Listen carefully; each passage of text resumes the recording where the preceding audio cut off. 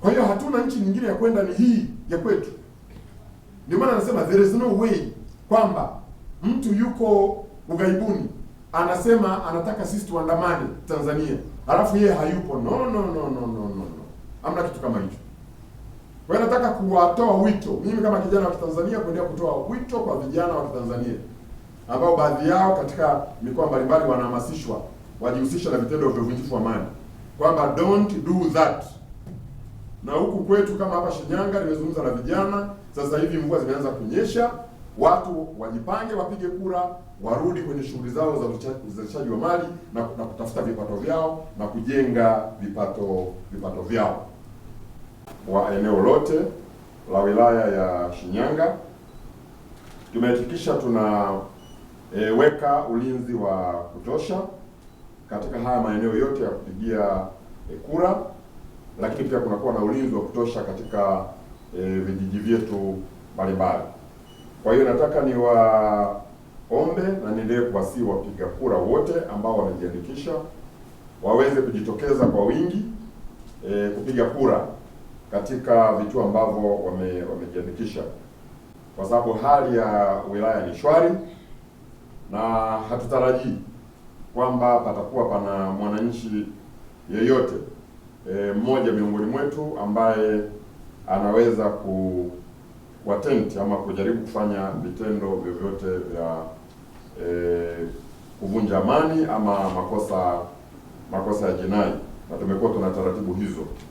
Mimi mwenyewe bahati nzuri nimefanya ziara katika tarafa mbalimbali na nimekutana na makundi mbalimbali ya bodaboda, bajaji, maguta na vijana katika maeneo mbalimbali ya wilaya yetu, na tumezungumza na vijana wamenihakikishia kwamba wako tayari kujitokeza kwa wingi kwenda kupiga kura, na wao watakuwa mstari wa mbele kuhakikisha kwamba wanalinda amani ya wilaya yetu.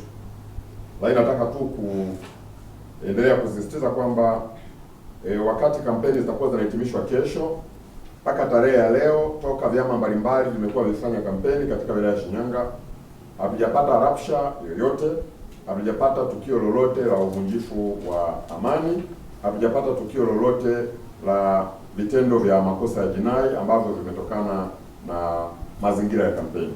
Kwa hiyo vyama vimefanya kampeni zao kwa amani na utulivu, na tarehe 29 Oktoba kazi ya kupiga kura itakwenda kufanyika kwa amani na utulivu. Kwa hiyo kwa upande wa wilaya ya Shinyanga tuko shwari na tunaendelea vizuri. Lakini pia nilipenda nitumie fursa hii ili pia kuweza kutoa wito kwa sababu ni kweli kwamba pamoja na kwamba Shinyanga tuko shwari na hatuna tatizo lolote, lakini ukifuatilia kwenye mitandao mbalimbali ya kijamii unaona kuna baadhi ya watu ambao wanajaribu aidha kutishia ama kusema kwamba siku ya uchaguzi watajihusisha na vitendo vya vurugu na kadhalika. Sasa bahati nzuri sio Shinyanga, lakini Shinyanga ni sehemu ya Tanzania na sisi wote ni Watanzania. Kwa hiyo nataka tu nitoe wito kwa Watanzania wenzetu mahali popote pale walipo kwamba taifa hili limekuwa likifanya uchaguzi kila baada ya miaka mitano. Toka tulipata uhuru tumeshiriki uchaguzi toka mwaka 65, tumeshiriki uchaguzi mwaka 70, mwaka 75 na mwaka 80. Lakini pia tumekwenda kushiriki uchaguzi mwingine mwaka 85, tumeshiriki uchaguzi mwaka 90 na tukashiriki uchaguzi wa kwanza wa vyama vingi mwaka 1995. Na tokea hapo tumekuwa tukishiriki uchaguzi. 2000 tumeshiriki uchaguzi, 2005 tumeshiriki uchaguzi, na 2010 na 15 na 2020 tumeshiriki uchaguzi mpaka tunafika hii 2025. Mimi bahati nzuri ni wakili na ni mwanasheria. Kwa mujibu wa sheria zetu na hata katiba ya nchi yetu, hakuna mtu ambaye ana mamlaka ya kuzuia uchaguzi. Hakuna mtu ambaye ana mamlaka ya kuzuia uchaguzi. Kwa mfano, mtu mwenye mamlaka makubwa kabisa katika nchi yetu anakuwa ni Rais wa Jamhuri ya Muungano wa Tanzania. Lakini hata Rais wa Jamhuri ya Muungano wa Tanzania hana uwezo wa kuzuia uchaguzi usifanyike. Isipokuwa kuna taratibu, labda nchi iko katika vita na atafuata taratibu maalum, bunge litahusishwa na kadhalika na kadhalika. Lakini kwa mfano rais pamoja na mamlaka yake yote hawezi tu kuamka akasema kwamba uchaguzi hakuna. Hakuna kitu kama hicho kwenye taifa letu.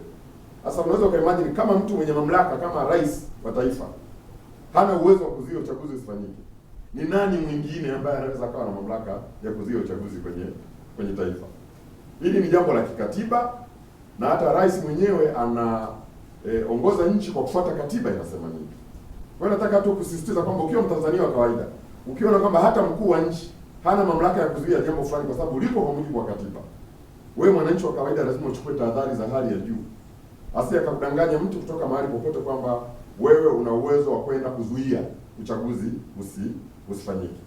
Sana sana utakuwa unatafuta madhara, kwa sababu kwa uzoefu wangu pia ni kwamba ukiattempt kuzuia uchaguzi, maana yake ni kwamba unailazimisha ama unataka nchi isifuate katiba yake, isifuate sheria zake ambazo zimewekwa. Kwa hiyo kwa kawaida utakutana na vyombo ambavyo kazi yake ni kulinda katiba, kazi yake ni kulinda sheria na kuhakikisha kwamba sheria zinafuatwa. Wala hautakutana na mtu mwingine, maana mtu mwingine anaweza kadhani kwamba labda atakuwa anakutana na watu mbalimbali. Hapana, utakutana na hivi vyombo, na probably ukikutana na hivi vyombo, kwa uzoefu wangu, vitakuchukulia hatua mbalimbali. Kwa hiyo nataka niendelee kuwashauri wa Tanzania kwamba amka tarehe 29 uende ukapige kura.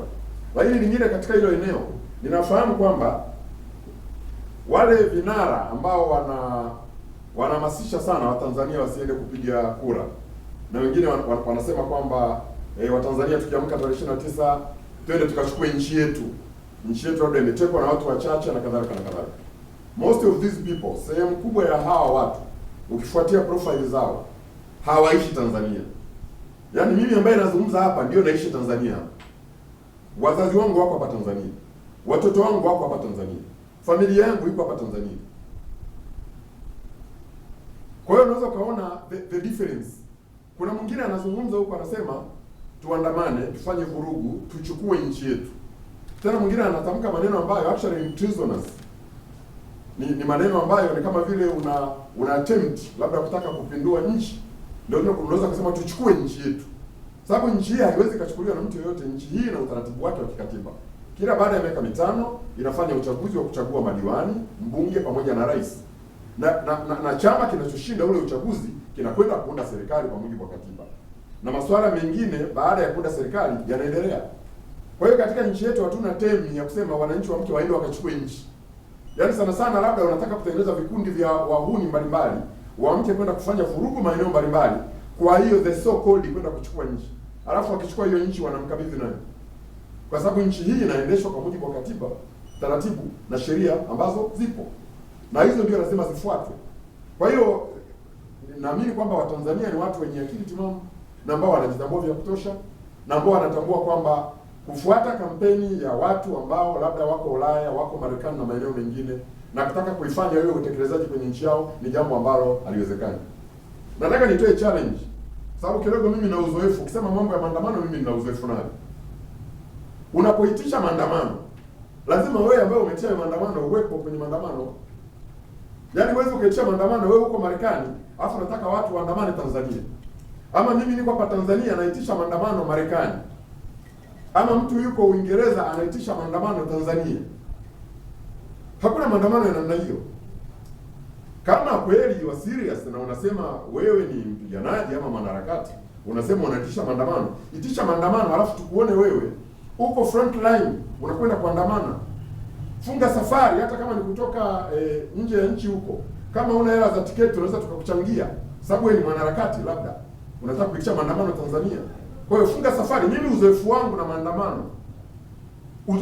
maandamano ni kwamba ukiitisha maandamano, wewe kiongozi uliyetisha maandamano ndio utakuwa mstari wa mbele pale. Kwa hiyo huwezi ukaita maandamano ambayo wewe haupo. Hayo sio maandamano. Labda ni uhuni. Kwa hiyo hili lazima liwe very clear. Na kuna watu wengine tukizungumza haya wanasema huyu anazungumza haya kwa sababu labda ni mkuu wa wilaya amepewa nafasi na kadhalika na kadhalika. No. At first place mimi ni Mtanzania. Mimi nimekuwa Mtanzania kabla sija mkuu wa wilaya. Na hii nafasi kama hii ya mkuu wa wilaya ni nafasi ya kupita tu.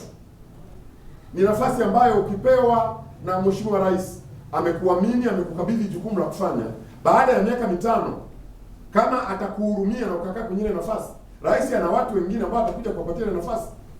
There is no mkuu wa wilaya ama mkuu wa mkoa ambaye amekaa kwenye nafasi zetu hizi kwa miaka 30. Hayupo.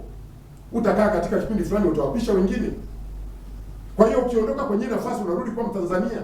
Kwa hiyo mimi nazungumza haya sio kwa sababu ni mkuu wa wilaya, nazungumza haya kwa sababu nikitoka kwenye nafasi ya ukuu wa wilaya, nikirudi mtaani kwenda kwetu kuchunga ng'ombe, kuangalia familia yangu, kuangalia biashara zangu, kushughulika na mambo yangu ya kitaaluma, lazima nipite Tanzania yangu iko vile vile, nikajiunge na wenzangu tuendelee kuishi.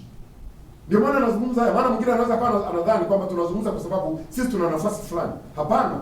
We are not talking because we are having certain positions in the government. No, not at all. We are speaking because we are Tanzanians. Tunazungumza kwa sababu sisi ni Watanzania. Sote tumezaliwa, tumekuwa katika hii nchi. Nyerere alitukabidhi nchi salama, Mwinyi akatukabidhi nchi salama, Mzee Jakaya akatukabidhi nchi salama, Mzee Kikwete akatukabidhi nchi salama, Mzee JPM akatukabidhi nchi salama. Dr. Samia amekabidhiwa nchi salama. Baada ya miaka 4, nchi inaendelea kuwa salama na inaendelea kupata maendeleo makubwa sana. Kwa hiyo hatuna nchi nyingine ya kwenda, ni hii ya kwetu. Ndio maana anasema there is no way kwamba mtu yuko ughaibuni anasema anataka sisi tuandamane Tanzania, halafu yeye hayupo. No. Hamna kitu kama hicho. Kwa hiyo nataka kuwatoa wito, mimi kama kijana wa Kitanzania, kuendelea kutoa wito kwa vijana wa Kitanzania ambao baadhi yao katika mikoa mbalimbali wanahamasishwa wajihusisha na vitendo vya uvunjifu wa amani, kwamba don't do that. Na huku kwetu kama hapa Shinyanga, nimezungumza na vijana, sasa hivi mvua zimeanza kunyesha, watu wajipange, wapige kura, warudi kwenye shughuli zao za uzalishaji wa mali na kutafuta vipato vyao na kujenga vipato vyao.